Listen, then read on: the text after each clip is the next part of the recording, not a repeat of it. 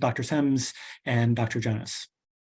Hi, my name is Len Sims. I'm happy to chat with you guys today about clinical application of the CAT-PD and IDAS-2 measures as representatives of high-top compliant measures.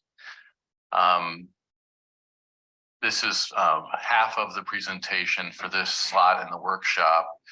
After this presentation, I know that Catherine Jonas will be talking to you as well about some of the more pragmatic issues in terms of how to implement these measures in clinical practice.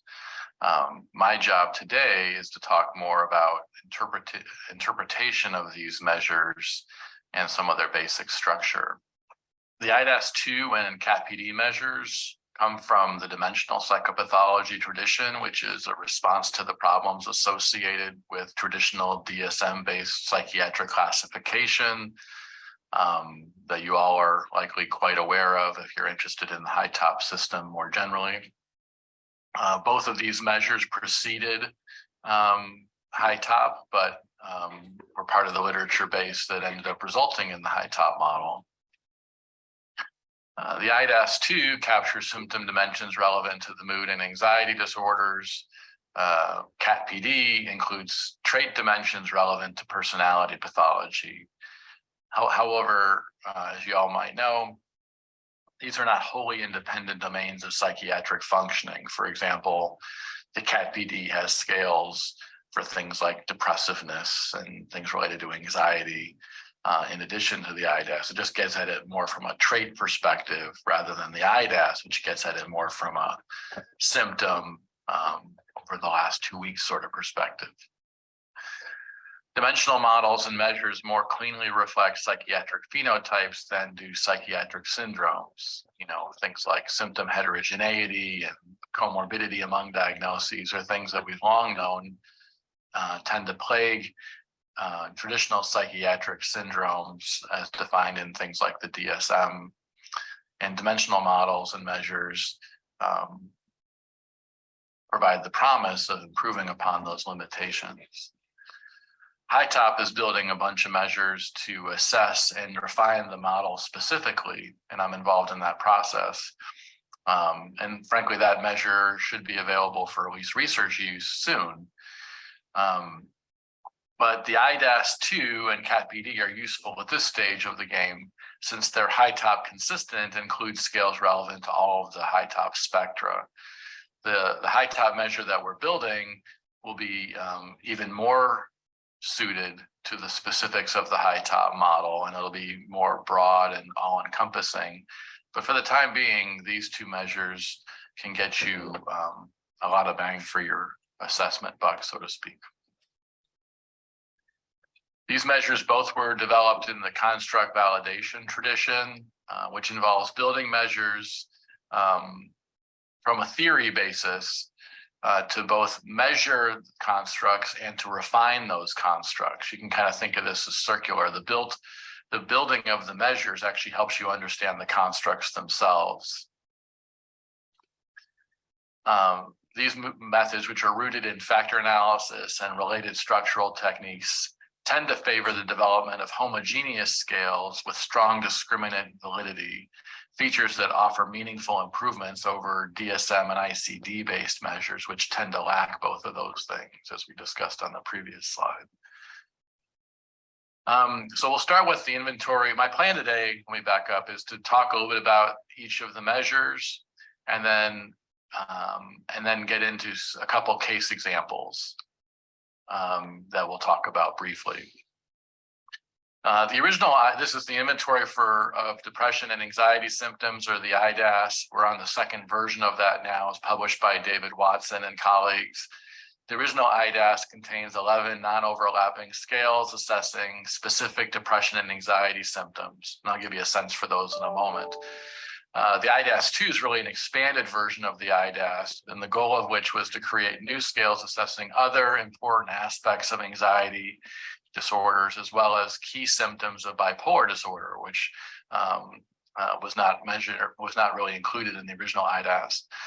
Factor analyses of the expanded item pool led to creation of 7 new scales: traumatic avoidance, checking, ordering, cleaning, claustrophobia, mania, and euphoria, plus an expanded social anxiety scale. These scales are internally consistent. They show convergent discriminant validity in relation to other self-report interview-based measures of related constructs. They also demonstrate substantial criterion and incremental validity in relation to interview-based measures of DSM-based symptoms and disorders. I could do a whole talk just on all the validity evidence, but the whole point of this workshop presentation is to help you with interpretation. So I want to move on. I'm just going to quickly run through the different scales that the IDAS-2 includes, and I'll make these slides available if for anyone who wants them from the perspective of reference materials. The IDAS-2 includes a general depression scale, which reflects a broad, relatively heterogeneous set of items relevant to the diagnosis of depression. These reflect the more traditional diagnostic criteria for major depressive disorder. This is kind of like using like a Beck depression inventory. It kind of taps different aspects of depression in a single scale, even though those items don't hang together as tightly as more narrow band dimensions, which is what most of the IDAS is comprised of. There's a dysphoria scale, which assesses individual differences in feeling sad, blue, down, unhappy, miserable, and discouraged. There's a lassitude scale, which measures this idea of feeling sleepy, tired, sluggish, drowsy, and exhausted, fatigue, lacking energy, that sort of thing. Insomnia is what it sounds like. It involves various sleep-related problems that result in reduced sleep quality and or quantity, problems falling asleep, problems staying asleep, problems waking up early in the morning, that sort of thing. Suicidality is quite straightforward as well. General thoughts about death, as well as more specific thoughts about killing oneself. Appetite loss, the behavioral dimension focused on reduction or loss of appetite, reduced interest in food, skipping meals, and so forth. And similarly, there's an appetite gain scale.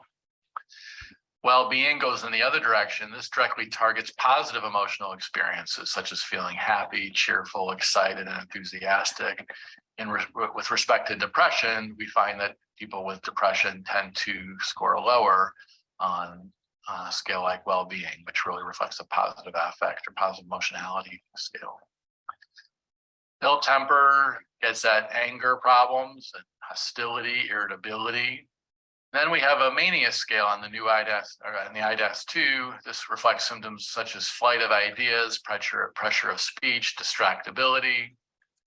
Euphoria is similar in that it gets at elevated mood states that would traditionally be associated with bipolar.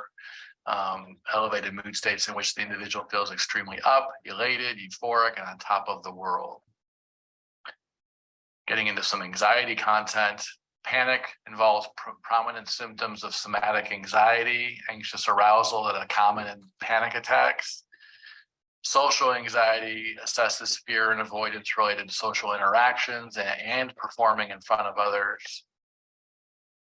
Claustrophobia centers on anxiety and avoidance of small places, getting trapped in public places.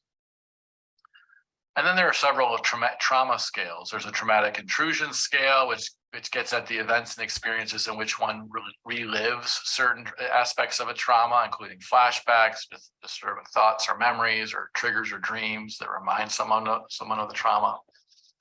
There's traumatic avoidance, where there are questions or items reflecting people actively avoiding such triggers or such thoughts or feelings. There's a checking scale. Again, this is a newer scale on the IDAS-2. This construct includes symptoms such as checking certain things over and over again, checking repeatedly to see if things were done correctly, worrying about whether an intended activity was actually done, nagging doubts, that sort of thing. Similarly, there's an ordering scale.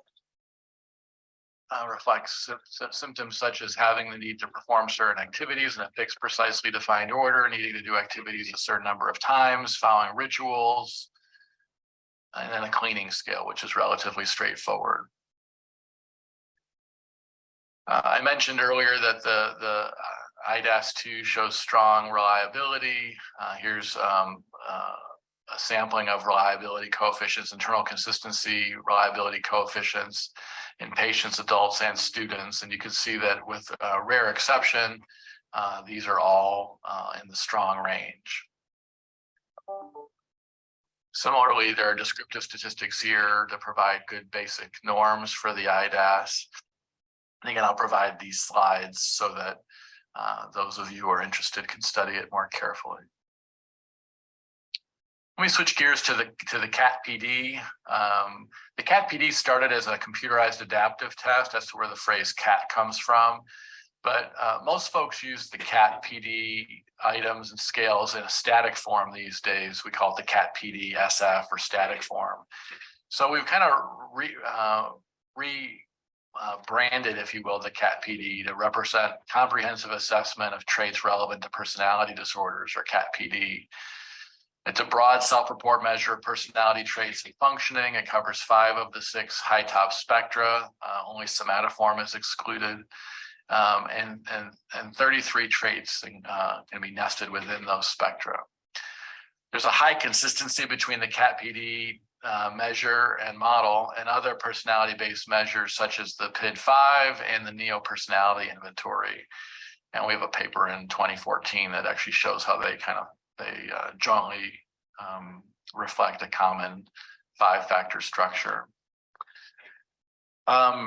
The normative reference sample for the CAT-PD scales comes from a range of community-based sample collected in a medium-sized metropolitan area, Buffalo. And I have some details there about the nature of that normative sample. Similar to the IDAS-2, the CAT-PD scales, based on the way they were constructed, are internally consistent, and they show strong convergent discriminant validity in relation to other measures of personality pathology.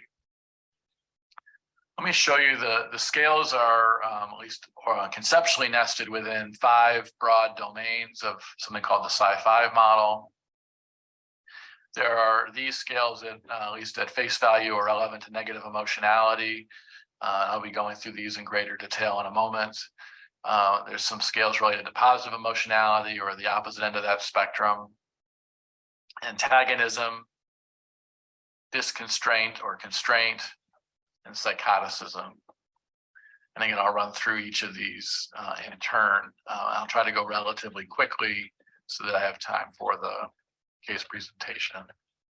So negative affectivity scales, there's an affective lability scale, which measures the tendency to experience strong, rapid, and unpredictable shifts in emotion and mood and related features. Anger is self-explanatory, gets at the tendency to experience and express emotions ranging from frustration and irritability to explosive temper and rage.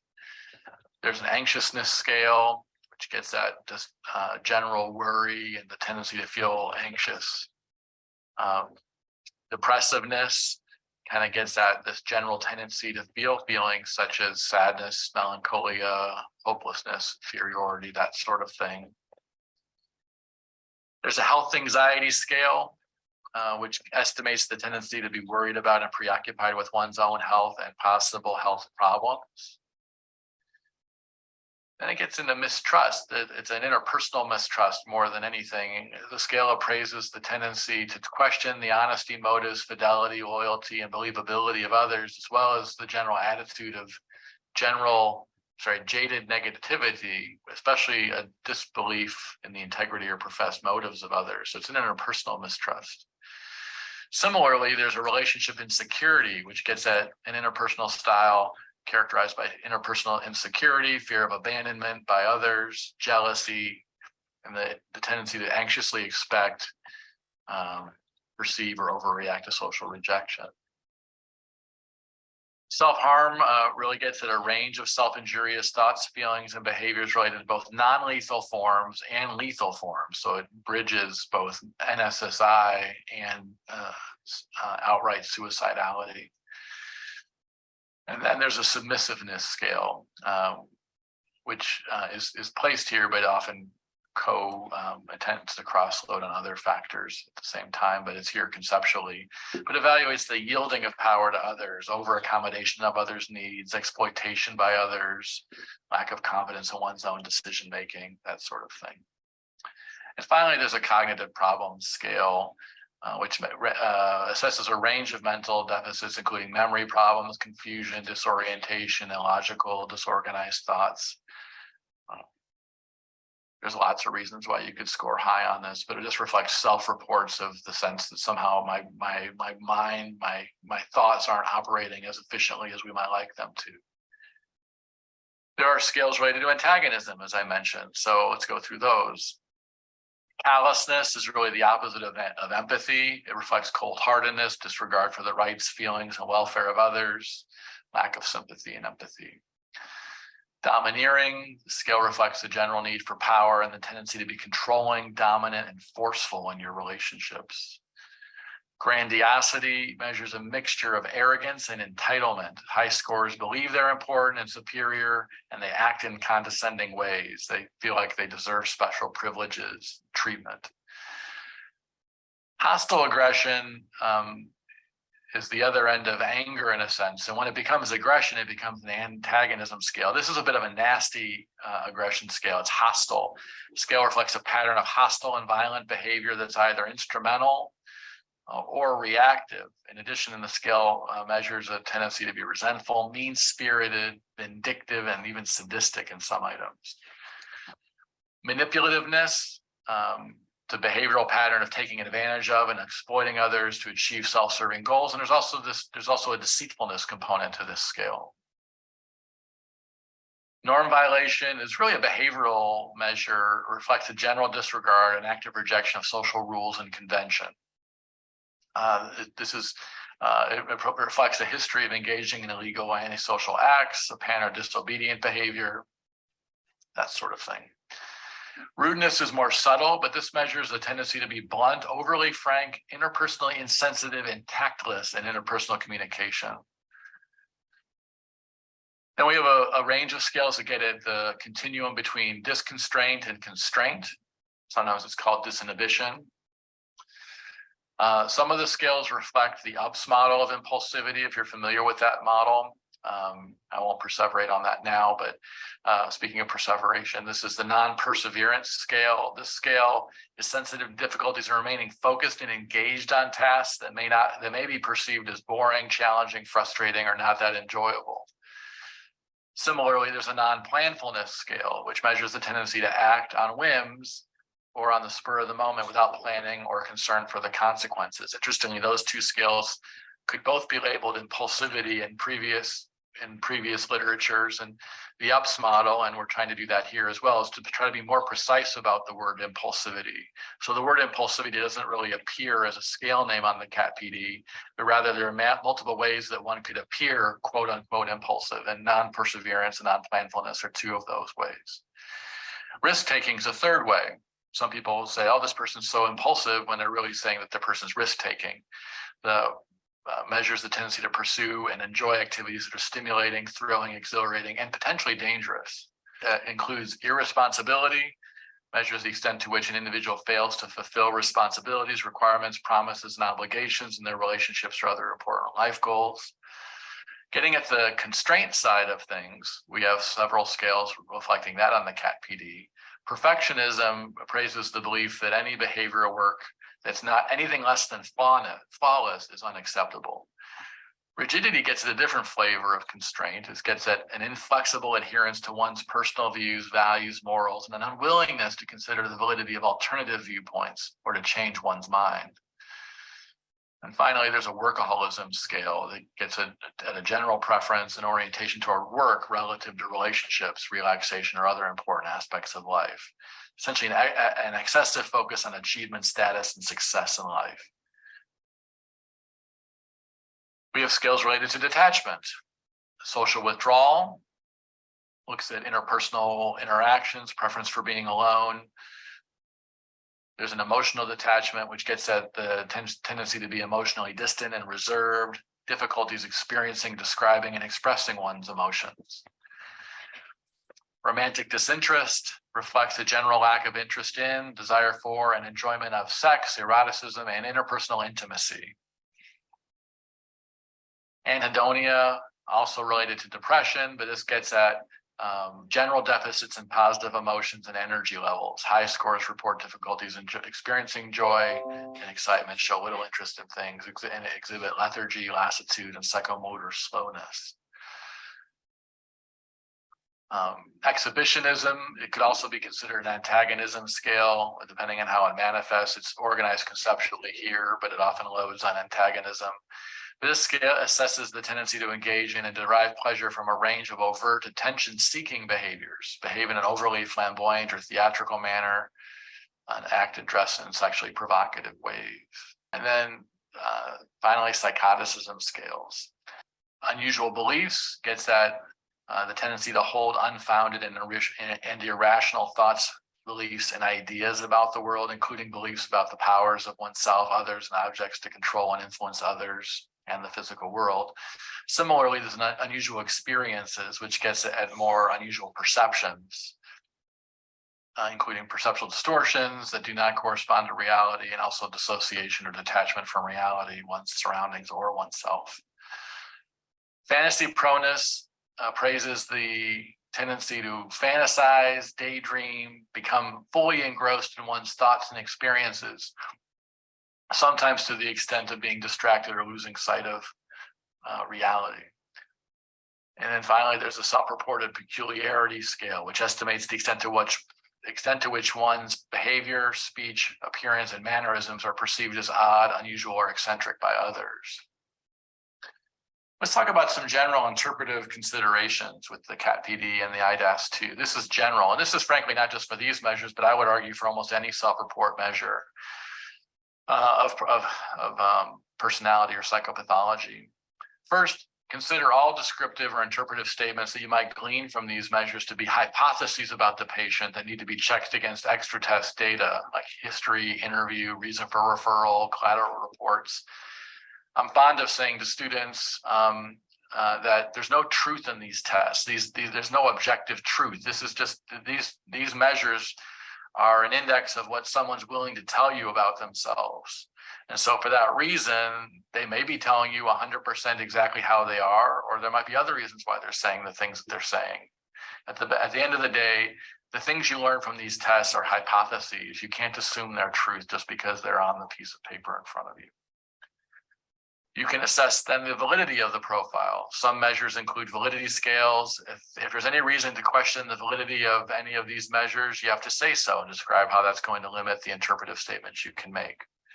The CAT-PD, for example, has validity scales to measure inconsistency, positive impression management, and there's an infrequency scale that gets at one hypothesis might be malingering or trying to fake bad. As you go through the IDAS and the CAT-PD or any other measures you're including, frankly, on a sheet of paper, list all the characteristics, both descriptive and interpretive, that you might have culled from those measures and from the outputs. Underline the robust descriptors that emerge from the different parts of the patient's responses, and then organize these descriptors into topical sections, like the ones I have listed there. Then you can develop an overall description of the individual based on those characteristics that might be emerging. Again, there's no truth in the test, and so you're also going to have to check those against other sorts of data to have more confidence in your conceptualization. For therapy cases, you might integrate your descriptive and interpretive characteristics with a model that you might be inclined to use for that client, like CBT, DBT, ACT, ACT, whatever you might want to use, that will serve as a basis for your case conceptualization and then bridge your conceptualization to treatment recommendations. Then you have to write your report. And we're not going to talk a lot about report writing here, but this is something I tell my own students. And that when you're writing up test results or your case conceptualization more generally, you need to make sure that you've been all these things, A through H, when you're all done with it. You can ask yourself, have I addressed the referral questions? If not, you got to rewrite the thing. Ask yourself, does the report make sense? If not, you got to rewrite the thing. Avoid jargon.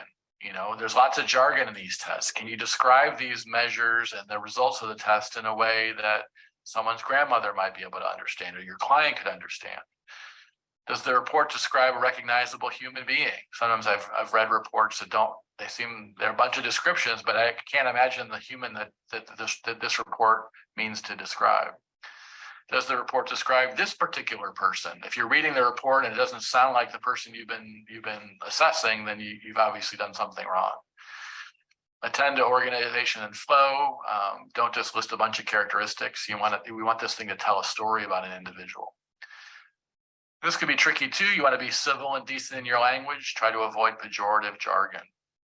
And could you defend what you're saying in court? Do you understand why you said everything you said about this individual based on the test results, the data behind the test? So now I want to talk about I have two case examples, and maybe I'm going fast. If I were doing this in person, we'd have a lot more opportunity for back and forth and question and answer, but I'm just kind of running through this. So here we go. So I'm going to talk about two case presentations very quickly and show their results on the IDAS and CAT-PD. The first of which is Caleb. That's not this person's real name, but this is a real patient that I saw. At the time of assessment, Caleb was a 28-year-old male, single Caucasian, was self-referred to therapy related to ongoing depression and loneliness. He reported that he has failed several previous stints in therapy because he doesn't see any improvement, yet he continues to feel depressed and lonely. He recently moved back to the area after taking a long trip to find himself. He reported having few friends and relatively little experience in romantic relationships, something he said he wanted to change. And he works several part-time jobs, lacks a sense of who he is and what he wants to do with his life.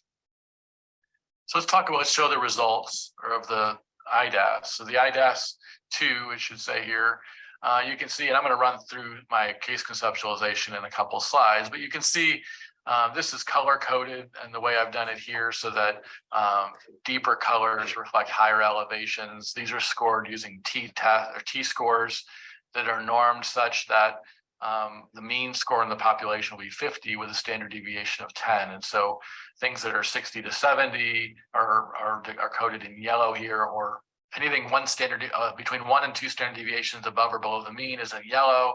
Anything 2 standard deviations to 3 standard deviations, 70 to 80, is coded in orange, and anything above 3 standard deviations above the mean or below the mean is coded in red here. And so you can see that suicidality is something that is striking from this listing of scores, but also things related to depression and anhedonia and well-being. Social anxiety is elevated, and there's some sense of trauma that needs to be followed up on with the client, and I'll say more about that on my conceptualization side. On this slide, we see the results from the CAT-PD. And again, because there's some overlapping content, you see similar patterns. Things like depressiveness and anhedonia are elevated, as is social withdrawal. Those are all consistent with what we see on the IDAS-2. You start to get a flavor of some additional personality items going on here. You see anger is elevated, callousness is elevated, emotional detachment's elevated. You have a bunch of things. The sense of peculiarity, manipulativeness is modestly elevated. Relationship insecurity, risk taking, rudeness. You can start to get a sense for some personality dimensions that might be driving this as well, and I'll say more about that now.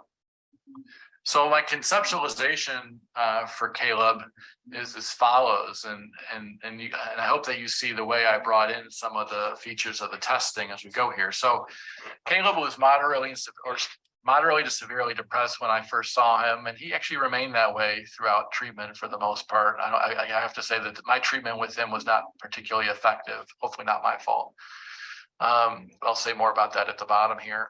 It was manifested by multiple scales tapping distress, traditional depression symptoms, and anhedonia. He was also reporting a lot of suicidal ideation, which actually came and went various times throughout therapy, although he never made an attempt. He almost always had some ideation regarding suicide. Caleb was an angry young man and resentful of the way that his parents treated him relative to his disabled brother when he was growing up. He views his upbringing as traumatizing, so that if you recall, he had a traumatic intrusions elevation. He hasn't had a typical criterion A trauma, but he views the differential treatment that he and his disabled brother received as traumatizing to him, and that's an important part of his narrative. As a young adult, Caleb has developed a style of emotional and social detachment. Yet he states that he wants and needs friends and romantic partners. He shows a high degree of relationship insecurity, which is easily triggered by any sign of rejection, which causes a feedback loop with his tendency toward depression, detachment, and withdrawal. So it kind of creates this situation where he's easily triggered to feel rejected. He avoids those situations, and then it makes it harder and harder to have those connections. He's also underperforming in his career and reports lower levels of conscientiousness. Via interview, it's clear that he has identity concerns and would prefer not to have to work and yet still have the resources to do what he wants in life. So it's a bit of an immature sort of style of operating where he wants what he wants but doesn't want to have to work particularly hard for it. In treatment, we focused on trying to improve his social engagement, clarifying his personal and career identity, providing skills to deal with distress and suicidality. Through treatment, a clear pattern of vulnerable narcissism also emerged, which was not seen in the IDAS or CAT-PD, which is a good lesson here that these measures don't measure everything that you might want to know about an individual. And there's some characteristics that you're only going to learn from talking to somebody over a certain amount of time. And this vulnerable narcissism really seemed to be an impediment to treatment progress. And he always felt that he knew best, even though his life wasn't going the way he would like it to go. Any advice that I would ever offer, that other previous therapists had offered to him, he tended to dismiss fairly easily. That won't work for me. Nothing will work for me. This is just the way it's going to be. I know what's best for me. That sort of thing. So we have a second case presentation. This person is called Samantha in this presentation. 29-year-old female, single, Caucasian, self-referred for therapy related to ongoing depression, self-harm, loneliness, and difficulties coping with her recent move to Buffalo for a professor position. She reported that she has a history of romantic relationships with men who are significantly older than her and have tended to be abusive, mostly emotionally to her. One such relationship occurred when she was 14 years old, when a teacher began showing sexual interest in her. She reports consenting to the relationship at the time, but now believes it was coercive and speculates on the effect it had on her. She now is in a creative field and is having difficulty managing the many gigs that she has been offered in addition to her teaching position at the university. Moreover, she has difficulty navigating relationships and currently maintains contact with several previous partners in long-distance relationships that are not particularly fulfilling to her. At the time of intake, she was severely depressed and suicidal, and she engaged in regular self-harming behavior such as cutting. So there's some similarities to Caleb, some differences, and so we'll see how these profiles differ and are similar to one another. So you can see more red on this IDAS relative to Caleb. The suicidality scale is over 6 standard deviations above the mean. She really topped out on suicidality. I'll say more about that in a moment. But other things related to depression more generally, she really across the board was talking about symptoms related to depression, suicidality, and a relatively severe level. She also scored, if you can see, there's an elevation on mania, 85.3. And so I had to assess whether that reflects true mania or whether that's there's some other reason for that scale to be elevated. And I'll talk about that in a moment. And also a quite significant elevation on panic. Not other anxiety scales so much, but definitely panic. And also she endorsed a moderate elevation on traumatic intrusions, which makes sense given some of her history. On the CAT-PD, similarly, there's some overlap with the IDAS. Depressiveness and self-harm are elevated, which you would expect given the IDAS profile. More generally, another one of the red elevations was affective lability. So not in addition to feeling depressed and anxious and having these self-harming ideas, there's a lability to Samantha's profile that we didn't really see with Caleb. But there's a whole range of other things that are elevated here as well. You know, we have anger and anhedonia, anxiousness more generally. Touch on interpersonal mistrust was a big piece for her. Perfectionism, relationship insecurity, I'm just hitting some of the high points. And then submissiveness. These are the things that are going to show up largely in the conceptualization I'll show you next. I guess the point is that between the IDAS and the CAT-PD, we get a sense not only for how she operates from a more traditional symptom basis, but what are some of the personality characteristics that might be giving some additional flavor to the way these manifest. So here's the conceptualization summary that I'll present for Samantha. Samantha is severely depressed, is manifested by multiple scales tapping distress, traditional depression symptoms, and anhedonia. She also reported high levels of suicidality and NSSI, and indeed had recently been hospitalized for such. I hadn't said that before, but she'd been, right before she came to see me, she'd been hospitalized, and in fact, she's been hospitalized at least once during my treatment with her. She reports significant affective lability and impulsive behavior associated with such. She also reported significant panic and anxiety related to keeping up with her large workload and also meeting others' expectations for her. She also reported mania, I put it in quotes there, which upon discussion with her, I really interpreted as reflecting her tendency to work long hours for work rather than true mania per se. I mean, she could stay up for 24 hours working if she had a deadline, but it didn't have the same flavor as a proper manic episode. It just seemed like an accommodation she's making given how much work she tended to put on her plate. At the time I saw her, she really had 2 full-time jobs, one as a professor and one as something doing other things. She reported moderate traumatic intrusions related to that sexually exploitative relationship between herself and the teacher. This relationship resulted in maladaptive patterns that have repeated themselves in subsequent adult relationships, including high degrees of interpersonal mistrust and relationship insecurity.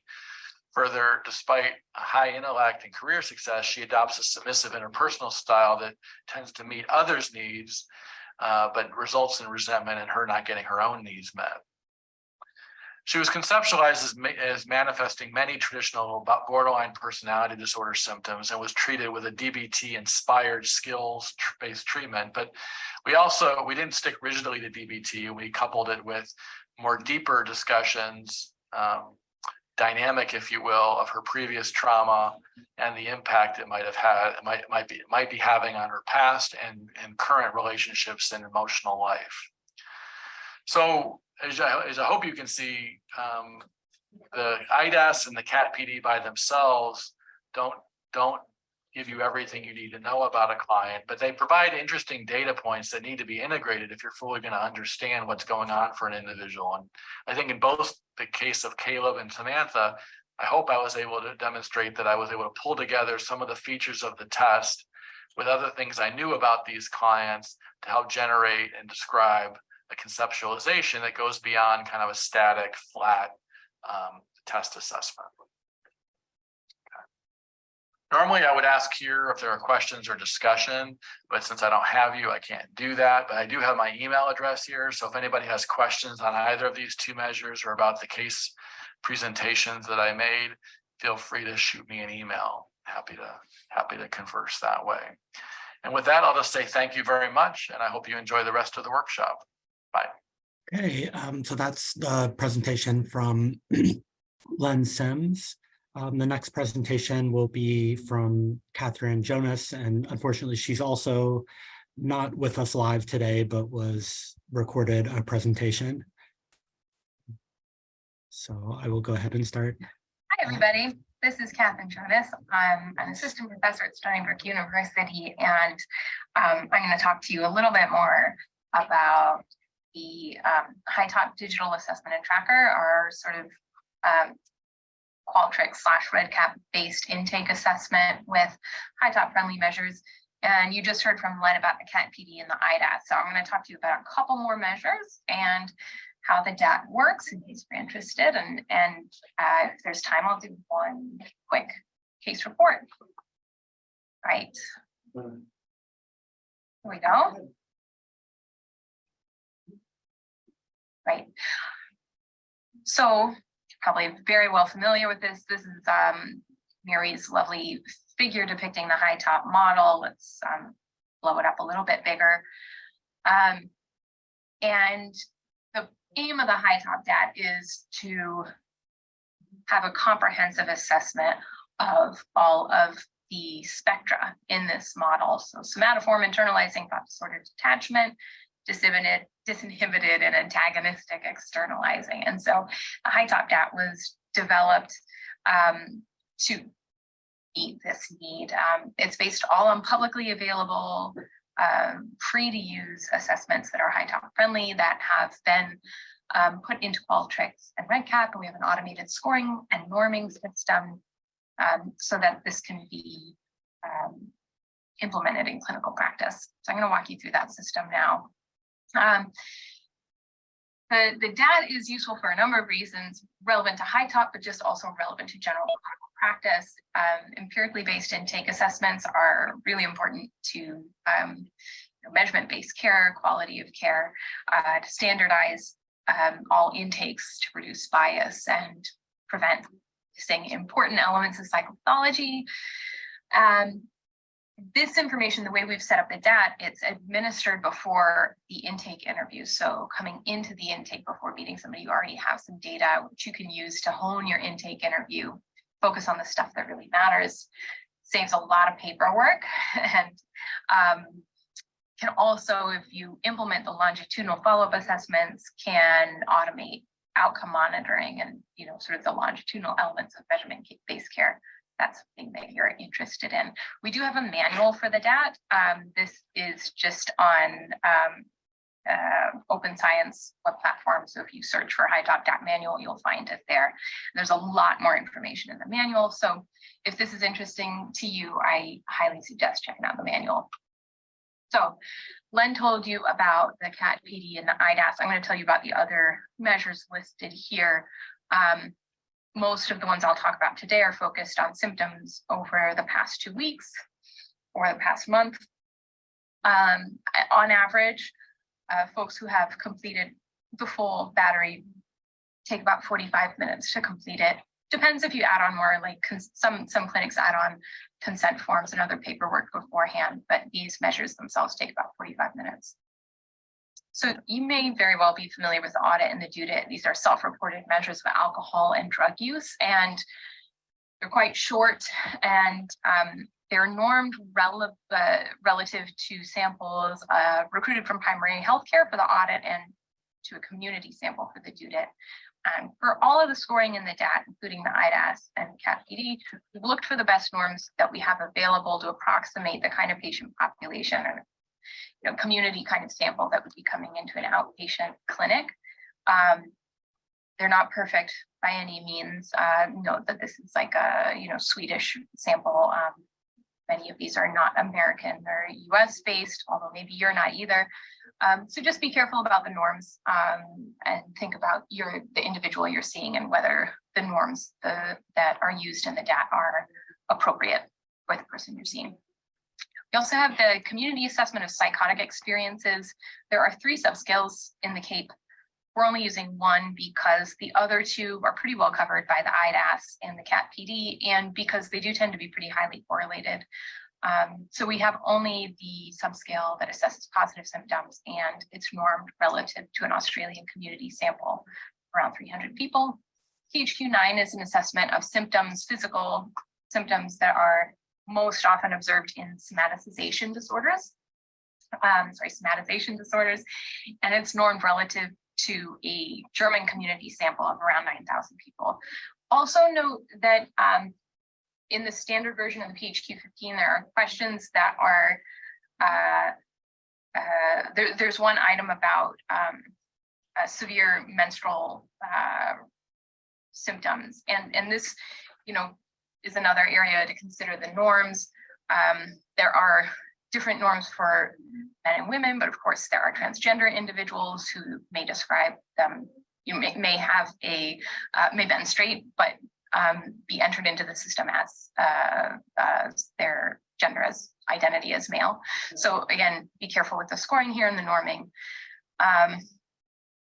And lastly, the HUDAS, which is a measure of global disability calibrated by the World Health Organization. Again, publicly available, nice norms on this, 8,800 Australian adults. And it covers a number of different domains of disability listed here. So important to make sure that individuals who are sent the high top DAT meet various inclusion criteria. You can complete it. We have the high top DAT implemented in Qualtrics and in REDCap, but that means that the person needs to have access to a phone or a computer with internet access.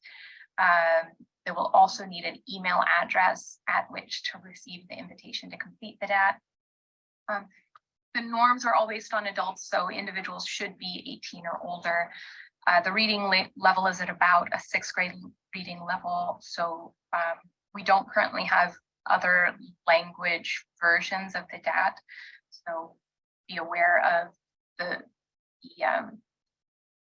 patient's first language and language skills, as well as it's probably not appropriate for people with various cognitive disabilities that might preclude them from understanding some of the more complicated items. The way we do this at Stony Brook is that when people call to schedule an intake appointment at our clinics, they're informed that they're going to receive an email with a link, and they should complete the assessments in the link. As soon as the individual completes the DAT, the assessments are automatically scored and normed, and the provider is sent a report of the results. This is what it looks like for patients who are completing the DAT. This is like the desktop interface for the Qualtrics version, I believe. So pretty standard format. There's also both REDCap and Qualtrics have smartphone based interfaces, which are pretty good. These are pretty long assessments to do on a smartphone, but can be done. We also have an extra screening measure for suicide and self-harm skills. These are in the IDAS and the CAT-PD. So if a person is in the upper 16 percentile of reported suicidal thoughts or self-harm thoughts, an email is sent to them with some resources that they may want to take advantage of if it's the acute crisis situation. So suicide hotlines. Also, we include local resources, crisis hotlines, Stony Brook Emergency Room. That email sent to the patient can and should be adapted to your site. And an email is also sent to the provider, just letting them know that this individual is at somewhat increased risk. As you can see, this is a somewhat conservative threshold. Like, we want to minimize false negatives. And so the threshold is somewhat low for triggering this alert so that providers know if there's sort of any risk as far as this assessment goes. So approximately 20% of people are getting a flag in our outpatient sample, but providers are sent a report that includes the individual's responses to the items that go into these scales, so they can see exactly what symptoms the person is reporting. And the provider can then do a number of things. We have a sort of tiered system. If it seems like there's no immediate crisis, it may not be necessary to do anything, particularly if the person's intake appointment is approaching rapidly. At other times, if a person's intake, if there's a long wait list and the intake is a ways off, we sometimes move people up and try and get them in a little bit earlier. And in really serious situations, we reach out to the person, give them a call, make sure they receive the email with resources, or maybe just check on them to make sure that they're not in a crisis situation. And if they are, intervene. We've not had to do that, but it is an option. So think of maybe a tiered system of response to these flags. So yeah, as soon as the person completes the assessments, the scores are automatically calculated and normed relative to those reference populations I described earlier. And all the scores are converted to a T-scale metric. So if you remember your scale distribution, the T-score has a mean of 50 and a standard deviation of 10. And that means a score greater than 65 will be in the 84th percentile. Above 70, you'll be in the 98th percentile. 75 will be in the 99th percentile. So score over 65, you know, we'll go through a table of results, but I often sort of scan the T-scores for anything above 65 and take particular note of anything above 75. But obviously this is high-top, this is dimensional. So the idea is that you have all the information available to decide what the treatment priorities should be, what seems to be the most important treatment target, what things are the most notable, which are maybe milder or more secondary symptoms. Right. So this is what the text-based report looks like. I believe this is the text-based report as implemented in REDCap. It's actually, this is a somewhat old figure, my apologies. It's been reorganized so that it's organized by high-top spectra, so internalizing, disinhibition, antagonism, thought disorder, etc. There's also a visual report if you're using either REDCap or Qualtrics and you or your institution has access to Tableau. You can build a link between those two softwares and you can pipe your data into Tableau, and we have some nice dashboards that you can use to visualize patients' results. All right, and we also have a longitudinal follow-up that can be automated if you like. It's right now, we don't want people to redo the entire 45-minute assessment at every follow-up. So what we do is we re-administer the HUDAS and the IDAS. It's almost everybody self-presenting, voluntarily presenting for treatment in an outpatient clinic. It's going to have some degree of distress, which the IDAS captures, impairment, which is captured by the HUDAS. And then for people who reported substance use problems at baseline, we re-administer the audit and do that. The report I'm going to show you in a moment, you will be able to see how those longitudinal scores populate the reports. So this is the reorganized report, starting with psychosocial impairment up at the top. And you can see how we have 3 different columns here for individuals who repeat the assessment over time. So intake is always in the leftmost column and the most recent assessment is always in the right. So as people complete follow-ups, these scores move along. So you always have intake on the left, T-1, so the last assessment they completed in the middle column, and the most recent assessment in the right column. This person's only completed the intake, so leftmost and rightmost columns are the same. So I'm just going to go down the rightmost column here of their current scores. So this person has some psychosocial impairment, reporting insomnia, it's notably high, ill temper is also high, traumatic intrusion. Sometimes traumatic intrusions can, a high score on this scale can also just reflect intrusive thoughts, not necessarily traumatic thoughts or unwanted thoughts. So this person's having, you know, intrusive, unpleasant thoughts, not sleeping, irritable, some claustrophobia and social anxiety, a little bit of an ordering session there. These scores are fairly low, so not a whole lot of, so mostly from the CAT-PD, so not a lot of like trait negative affect, even though right now at the moment they're completing it, they are reporting some distress. And not much on mania. Notably, I don't think this was covered in the last talk, but well-being is one of the few scales, I think maybe the only scale where you might interpret it if it's particularly low, like if it's below 35, 1.5 standard deviations below 50, that indicates, that's almost more of an indicator of depression than mania per se. So some drug use, nothing too immediately important, some degree of workaholism, given the insomnia and the other things that, you know, you kind of wonder if this individual is like staying up late, obsessively, you know, obsessing cognitively or behavioral over things.